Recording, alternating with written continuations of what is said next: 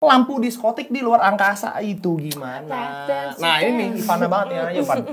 Di luar angkasa juga ada diskotik ternyata. Keren bro. Hai Crackers, kembali lagi bersama dengan kami di Kisah Api Unggun. Masih di tempat yang sama, masih di gunung yang sama, tapi ada yang beda di sini ya, karena kita hanya berdua aja. Boim masih di rumah, kalau Boim yang menonton. Oh ya, kami juga pengen mengucapkan selamat menunaikan ibadah puasa yang sudah berjalan setengah bulan ya nampaknya ya. Oke, kali ini kita pengen menceritakan cerita misteri. Cuman bukan yang kayak biasa gitu ya, karena ini misteri pengalaman yang ada di luar angkasa. Kalau misteri yang ada di bumi kita, seperti kita naik pesawat atau kita mengendari mobil, tiba-tiba ada yang ngikutin dari belakang. Ketemu pocong. Ya, biasa. Dikejar tuyul. Biasa. Tapi kalau ini beda ya? Beda, karena ini di luar angkasa. Oke, boleh Ivan. Sebelum nanti Ivana cerita, jangan lupa mungkin bisa matikan dulu lampunya, mungkin kita bisa pakai jaket dulu biar euforianya sama nih kayak kita nih, kayak lagi naik gunung gitu. Terus juga mungkin kalian boleh sambil makan snack dan selamat menikmati ceritanya. Kita masuk ke cerita pertama kita. Yang pertama, ular luar angkasa. Ternyata ular nih nggak cuma ada di bumi guys, di luar angkasa tuh juga ada. Waduh, serem juga ya. Berbisa atau enggaknya, ayo kita ceritain.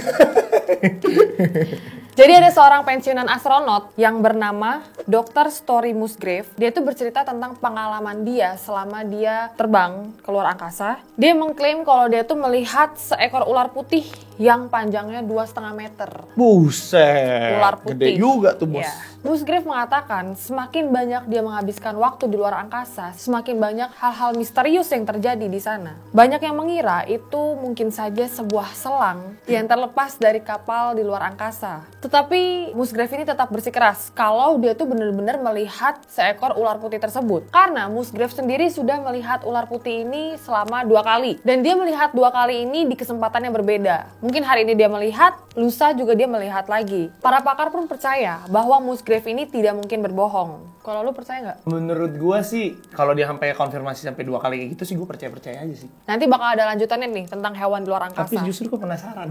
Iya. Bentukannya gimana?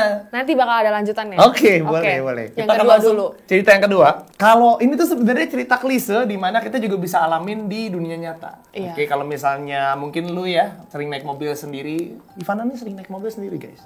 Independen mana-mana. Tapi pernah nggak lu ngalamin di mana pas lu nyetir ada yang ketuk-ketuk mobil lu? Pernah Itu nggak? mungkin bisa aja itu suges, bisa aja halu. Tapi lu cukup takut nggak akan hal itu terjadi gitu? Iya, kalau siang tengah hari bolong kayak enggak sih. Kalau malam dong. Iya, waktu takut dong bro, langsung gas ngeng.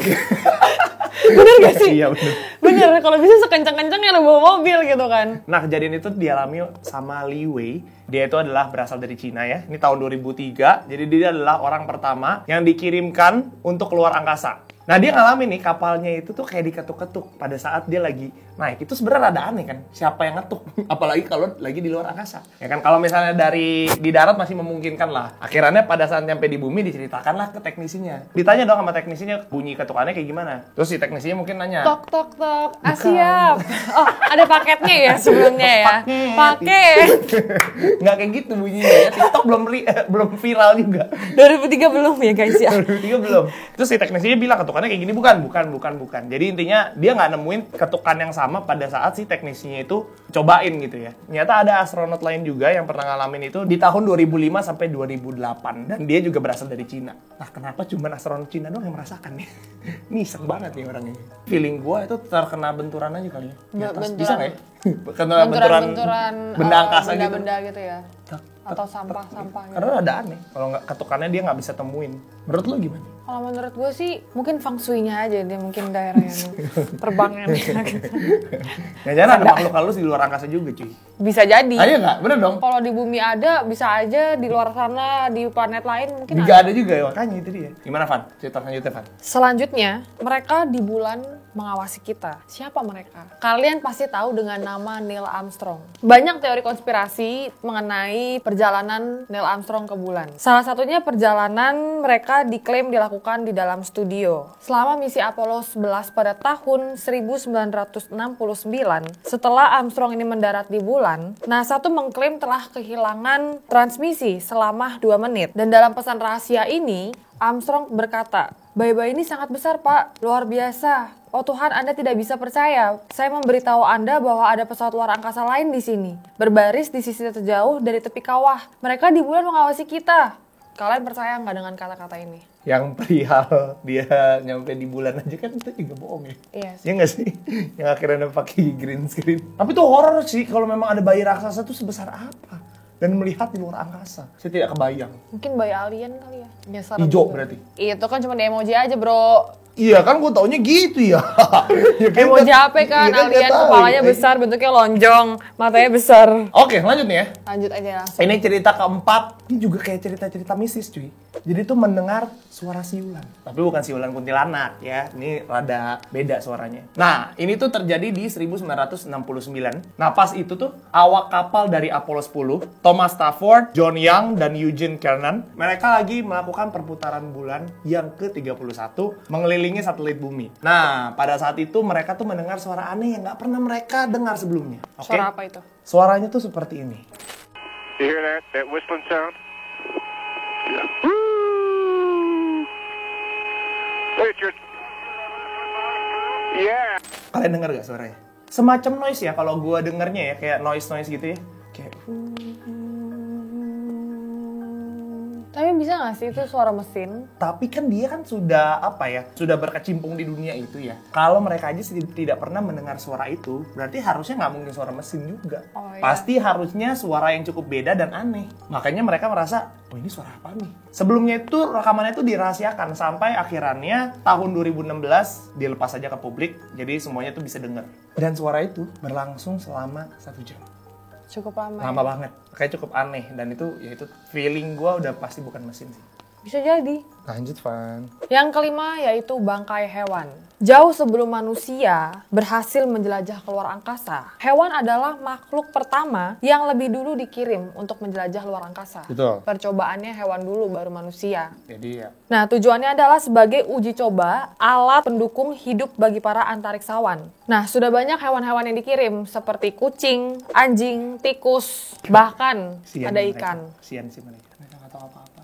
Mereka nggak tahu apa-apa, tahu-tahu kayak di mana ini saya gitu kan. Nggak bisa ngapa-ngapain di atas. Yes, bener masuk akal. Nah, di antaranya hewan-hewan ini nih ada yang kembali lagi dengan selamat, Ada yang kembali mati ke kali bumi, ya? ada yang juga nggak selamat di sana gitu kan. Nah, hewan-hewan yang gagal hidup ini yang mungkin bangkainya tuh mengambang di luar angkasa. Beberapa di antaranya ditemukan saat para astronot menjelajah, mungkin saja pada saat siapa si A yang menjelajah ke sana dia melihat bangkai hewan. Bisa saja itu adalah hewan yang sebelumnya menjadi hewan uji coba. Oh, jadi si ular yang 2,5 meter tadi juga ya termasuk ya? Bisa jadi ular Dikirim gitu dikirim, ya, ular. kan. Bisa Keller, jadi. lu sana ya, lihat tuh angkasa gimana gitu. Iya, bisa mati jadi dia di mungkin. atas, ya kan ngambang jadi kan. Menurut gue jadi ngebala dong. Kalau banyak hewan-hewan mati diambil aja gitu, maksud gue bisa nggak ya? Senyampe ke sana walaupun hewan itu mati tetap dibawa pulang. Cuman itu tadi mungkin ya ini kan kita orang awam yang nggak ngerti ya, maksudnya Iya, benar. mungkin nggak tuh kayak hewan-hewan yang mungkin istilahnya udah mati di atas pun bisa dibawa pulang lagi gitu maksud gue. Iya, bisa jadi. Itu dia makanya. Oke, ini ada cerita judulnya adalah objek raksasa berwarna hijau. Kayak gue tuh nangkepnya kayak mungkin ada semacam apa nih, objek kayak orbs warna hijau gitu ya. Banyak jadi. nonton Marvel begini ya kan. Oke, jadi Gordon Cooper adalah salah satu astronot Original 7 atau astronot grup 1 NASA. Pada saat itu Cooper ini lagi ada di dalam konferensi PBB dan dia ceritain satu hal gitu. Jadi pada saat dia naik ke atas, dia tuh nemuin satu objek yang berwarna hijau. Nah, cuman objeknya itu tuh kayak nyinarin sinar gitu loh. Oh, dia memantulkan cahaya. Iya, kayak ada Mengeluarkan- lampunya gitu lah, mengeluarkan ada lampunya cahaya. gitu. Terus juga objeknya itu juga terlacak sama stasiun pemantau. Jadi mungkin orang-orang juga bisa lihat ya, wih ini ada objek apa nih? Keren Kayaknya ini sih rada tapi. aneh. Ya keren sih, cuman kalau di atas panik juga pak. Kayak di film-film Superman gitu nggak sih? Mungkin, tapi gue gak kebayang sih sebenarnya yang diceritakan dia. Itu aja sih sebenarnya ceritanya. Oke, yang selanjutnya ledakan UFO. Ada seseorang yang bernama Vladimir Kovalyonok. Dia merupakan kru penting dalam stasiun ruang angkasa Salyut 6 yang beroperasi pada tahun 1981. Nah, saat dia menjalankan tugasnya ini, selama 217 hari menetap di luar angkasa, dia itu sempat melihat sebuah objek misterius di sekitar pesawatnya dan dia meyakini kalau itu UFO. Dan dia segera bergegas pengen ngambil foto si UFO ini, dan ketika dia dan rekan-rekannya ini mau mengambil UFO ini, tiba-tiba meledak dan pecahlah menjadi 2 bagian. seperti barbel yang hanya menyisakan asap. Nah, seperti itulah akhirnya Vladimir langsung melaporkan ke stasiun antariksa bumi. Gue aja percaya nggak percaya ada UFO. Iya, ini kembali menjadi dua lagi. Iya, ini kembali menjadi dua. Jadi itu juga masih jadi pertentangan juga ya, apakah UFO itu ada atau tidak ya. Selama ini banyak orang-orang juga masih mencari apakah UFO itu ada atau tidak. Gitu. Walaupun banyak tuh yang kayak tragedi-tragedi yang tiba-tiba ada sesuatu yang jatuh dari Iya, mereka percayanya itu UFO kan. Oke, jadi cerita selanjutnya ini adalah lampu diskotik di luar angkasa itu gimana? Nah, ini Ivana banget ya, aja Ivan. Di luar angkasa juga ada diskotik ternyata. Keren, Bro. FDC-nya berapa ini ya? Pada tahun 1969, ini juga ada di Apollo 11 ya, by the way. Para astronot Amerika Serikat menyaksikan langsung kilauan lampu dari luar angkasa, cuy. Pada proyek Apollo 12 dan 13 pun, para astronotnya juga mengalami hal yang sama. Jadi nggak cuma Apollo 11, tapi Apollo 12 dan 13 juga ngalamin hal yang sama. Jadi kayak ada, mungkin lampunya kedap-kedip lah di atas itu ya. Malah mereka bisa ngelihat cahaya tersebut walaupun mereka menjemin mata. Jadi lu pernah sih mungkin karena cahaya itu terlalu terang, waktu lu menjemin mata pun itu tuh masih berasa, apalagi kalau kedap-kedip kan, pasti berasa kayak deng kayak gitu ya. Sampai akhirnya NASA pun ngelakuin penelitian mengenai penglihatan tersebut selama 2 tahun gitu ya. Lewat 4 misi. Jadi tadi kan yang kelihatan itu di Apollo 11, Apollo 12, Apollo 13. Jadi si NASA akhirnya ngelakuin penelitian ke 4 misinya mereka, yaitu adalah Apollo 14 sampai Apollo 17. Nah, hasilnya si NASA bilang katanya yang mereka lihat itu adalah cahaya kosmik. Nah, untungnya cahaya itu tuh nggak merusak matanya mereka. Nah, pertanyaannya kan kok di bumi kita nggak bisa lihat ya? Padahal kan di luar angkasa kan ada kelipan itu. Mungkin terlalu jauh. Ya, mungkin itu juga salah satunya terlalu jauh. Dan yang kedua, karena mereka itu terserap sama lapisan atmosfer. Jadi untung aja. Untung ada lapisan atmosfer. Kalau enggak, sebumi. Diskotik kita.